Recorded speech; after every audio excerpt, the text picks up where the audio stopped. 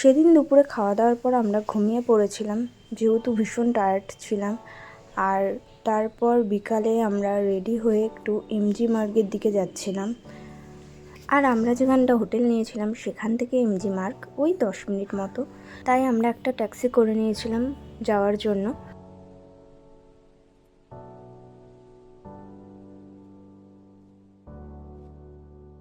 আর এদিকে আমরা এসে গেছি এমজি মার্গে। ওই যে সামনে দেখা যাচ্ছে গান্ধীজির মূর্তি।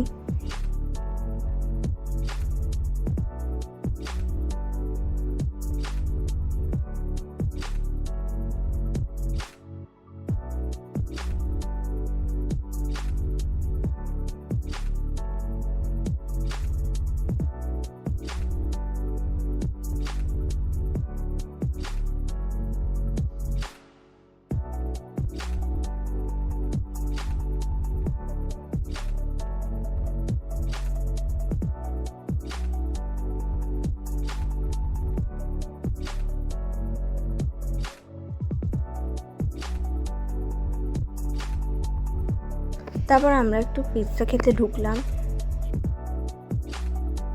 আর এদিকে আমাদের পিৎজাও এসে গেছে। তারপর ওখান থেকে বেরিয়ে আমরা একটু চা খেলাম এই দোকানটা থেকে। ওখানে প্রচণ্ড হাওয়া দিচ্ছিল, তার জন্য আমি বারবার মুখটা চাপা দিচ্ছি, কারণ এমনিতেই ঠান্ডা লেগে গেছে। আবার লাচেন লাচুং যাব, জানি না কী অবস্থা হবে, এই ভেবে মানে মুখটা ঢাকা দিচ্ছি। তো এদিকে আমাদের চাও এসে গেছে, গরম গরম চা আর এইরকম ঠান্ডা ওয়েদার।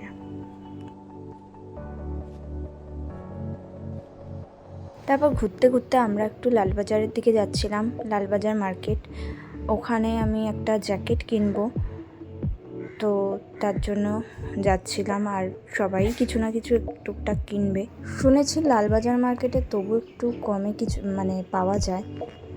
আর তাও আমার মনে হয় এখানের থেকে দার্জিলিং ম্যালের জিনিসপত্রের দাম অনেকটা কম। তবে যারা কলকাতা থেকে আসছো, আমার মনে হয় কলকাতা থেকে কিনে নিয়ে আসাই ভালো, কারণ এখানে অনেকটাই দাম। ভালো করে মার্কেটটা ঘুরে দেখাতে পারলাম না, কারণ দেরি হয়ে যাচ্ছিল।